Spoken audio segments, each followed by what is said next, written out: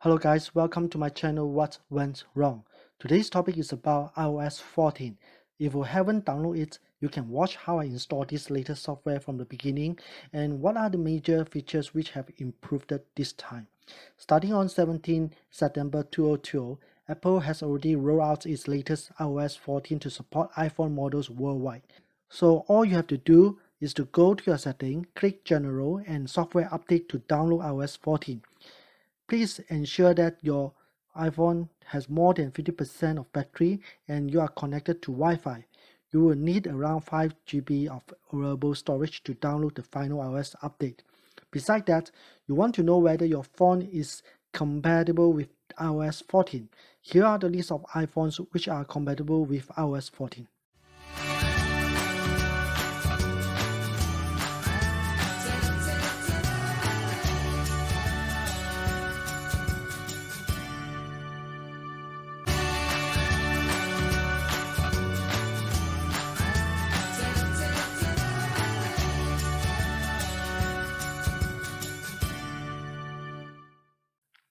So after the installation, what are the changes or features which are useful for you?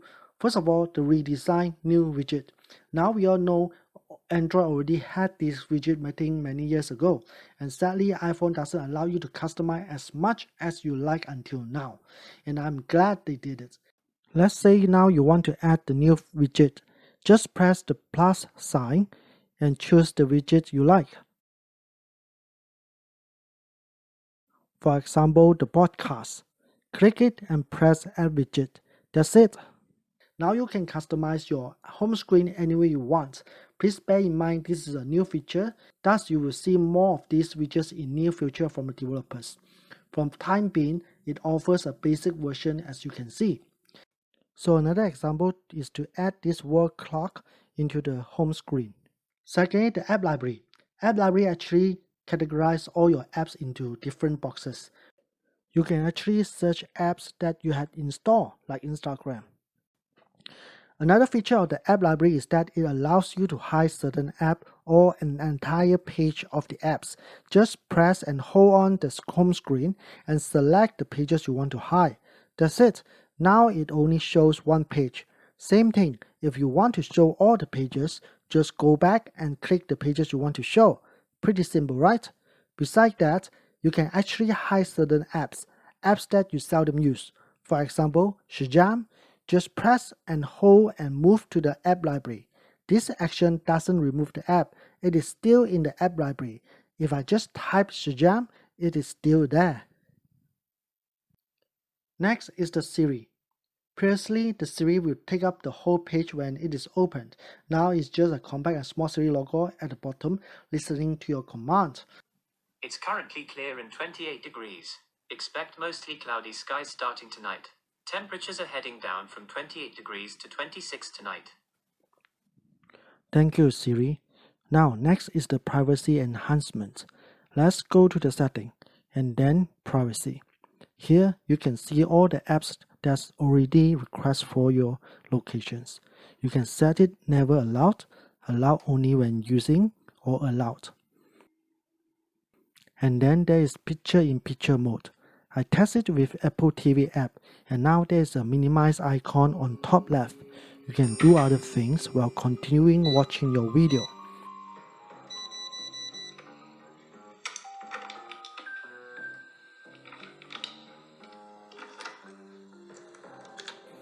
Next is my favorite. iOS 14 lets you tap the back of your iPhone to launch apps. Go to the accessibility and find touch. Click it and then scroll down to find the back tab. Double tap and choose the action you want it to do. Here I choose the screenshot. Now let's go back and watch. I tap twice to screenshot my current screen. Voila! It's so convenient. Let's try the triple tap.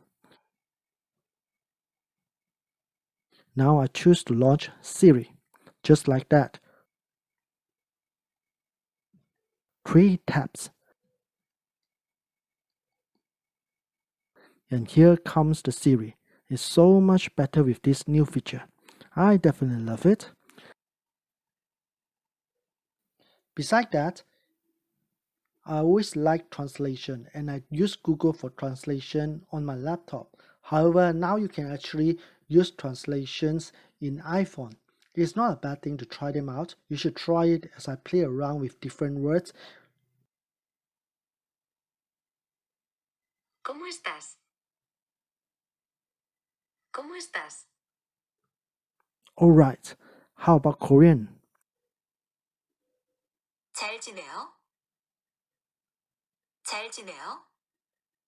Let's try another one. Japanese. 元気ですか? Okay, now you got the idea.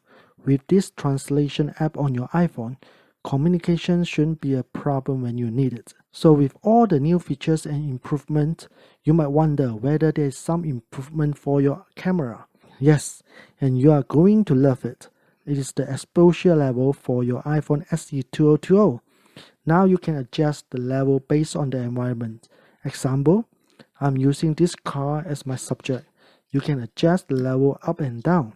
However, it is not recommended for low light environments. If you really want, you can try downloading the NeuroCam app for your iPhone. I did another video which I shot with the NeuroCam app. It is the best low light app right now. You should try it, which I will link the video up here. Alright, that's it for today. I hope you like this content and subscribe to my channel What Went Wrong.